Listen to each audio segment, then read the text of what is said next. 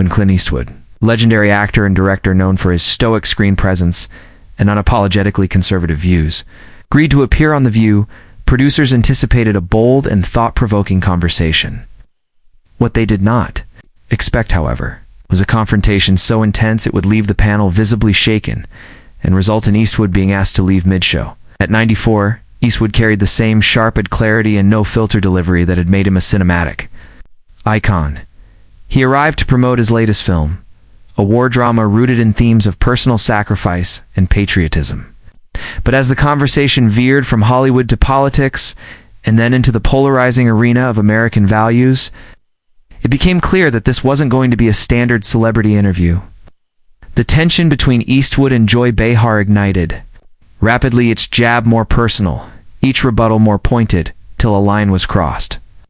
The atmosphere snapped, and the show's producers made the call to remove Eastwood from the stage, triggering an unprecedented moment in daytime TV. Initially, the atmosphere was one of cautious respect. Whoopi Goldberg opened by praising Eastwood's decades-long career and his contribution to American cinema. Clint responded with humility. Sharing stories from his directing days and his early years in the industry, the audience leaned in with admiration as he spoke about storytelling and legacy. But Joy Behar, always ready to challenge the status quo, changed the tone. "Clint, you've made great movies, no doubt," she began. "But don't you think glorifying war, masculinity, and the old-school America you show in your films feels outdated?" Clint smiled faintly. "You can call it outdated, call it real." Joy leaned forward. "But whose reality? Is it reality for everyone? Or just a narrow view of America that ignores people who don't fit into your version of it?" Clint's gaze sharpened. "I tell stories about courage. It doesn't exclude anyone unless they choose to be excluded." And with that, the duel had begun. What followed was a back and forth that grew sharper with every exchange. Joy pressed Clint on his political endorsements over the years, bringing up his controversial 2012 Republican National Convention speech where he addressed an empty chair symbolizing President Obama. "Do you regret that moment?" Clint shook his head slowly. "I regret nothing. I was making a point. Maybe too subtle for some," Joy smirked, "or too absurd." The jab hit home and Clint didn't hesitate. "You see absurdity in anything that doesn't match your opinion. I call that intellectual laziness." The studio audience gasped, some clapping, others stunned into silence. Sonny Hostin tried to intervene, asking Clint about race in American cinema, hoping to redirect the energy. Clint replied bluntly, "I make films about people, good and bad. I don't color-code my truth." That comment, intended as a defense, only made the air in the studio colder. Joy's expression hardened. "You don't color-code your truth because you've never had to live outside the comfort of it." At this point, Clint's tone had shifted from measured to confrontational.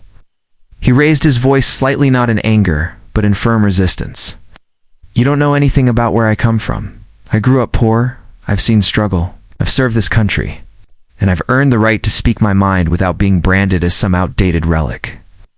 Joy countered with equal fire, "And you've used that right to defend outdated ideologies that hurt people today. There's a difference between tradition and stagnation." Clint leaned forward, locking eyes with her. "And there's a difference between progress and destruction." Producers were beginning to stir. The back and forth wasn't just awkward, it was turning into a battle neither side was willing to de-escalate. Alyssa Farah-Griffin, sensing the rising tension, gently suggested they pivot back to the film, but Joy ignored it.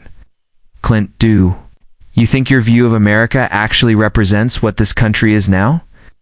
Clint replied coldly, "It represents what it should be. You just forgot." The conversation had now derailed entirely. Joy interrupted Clint mid-sentence with a sarcastic, "Well, thank you, Grandpa America." That moment stopped everything. The room fell dead silent. Clint, visibly taken aback, but not shaken, replied in a tone colder than ice. "That's the problem. You don't respect the people who built the foundation you stand on." Joy didn't apologize. "Respect people, don't respect outdated." Nostalgia wrapped in patriotism that erases everyone else's truth. That was when producers stepped in. An off-screen voice informed the hosts they were cutting to break. But Clint, rising slowly from his chair, looked directly at the audience and said, "If this is what conversation has become, then maybe we're all doomed." The cameras cut quickly, but not before capturing the moment Eastwood turned and walked off stage with a look of stoic defiance. The incident was instantly immortalized on line screenshots, reaction clips, and hashtags flooded the internet, marking the clash as one of the most shocking in the show's long history. Asterisk the internet exploded within minutes. Hashtag Clint vs. Joy, hashtag Eastwood ejected, and hashtag The View Clash trended across platforms.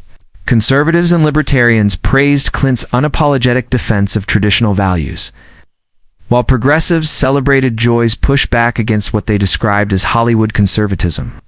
Memes poured in, some mocking Joy, others hailing Clint as the last cowboy of free speech. Celebrities even weighed in. James Woods tweeted, "Eastwood walked into the lion's den and didn't blink. That's how you do it." Meanwhile, Deborah Messing wrote, "There's a difference between being iconic and being irresponsible." Joy called it out. The View's official statement was predictably cautious. "We strive to create a space where diverse opinions are shared and respected." But for many viewers, the damage or the legacy was already done. Clint Eastwood had once again found himself at the center of a cultural firestorm, only this time, it wasn't scripted.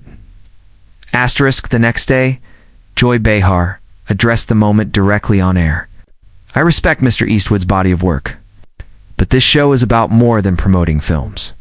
It's about confronting real issues, and sometimes that gets uncomfortable." She didn't apologize, nor did she celebrate the confrontation.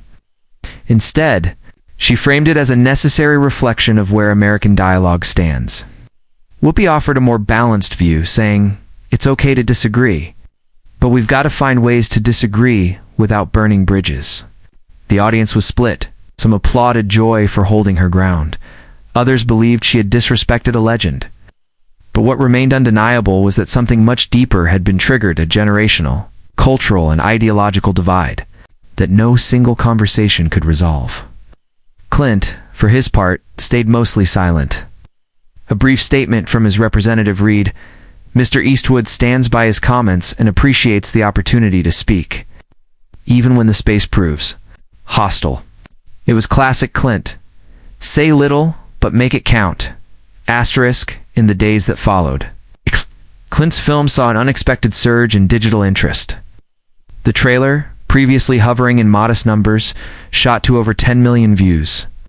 Box office analysts noted a spike in ticket sales in traditionally conservative regions. Critics reviewed the film with renewed interest, debating whether the story was a reflection of Eastwood's own worldview or a broader commentary on America's current divide. Regardless, the incident on The View had provided a massive, if unintentional, platform for the film's themes. Film critics split down predictable lines, some praising its stripped-down storytelling and moral core, others accusing it of simplistic flag-waving.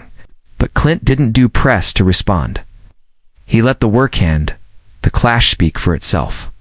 And in doing so, he ensured that his moment on The View wouldn't just be a headline.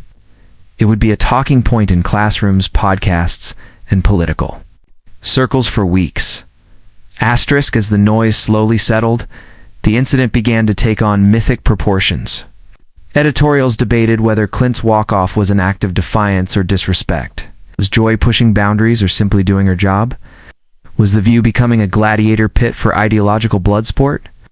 One particularly striking piece in The Atlantic argued Eastwood didn't storm off in rage.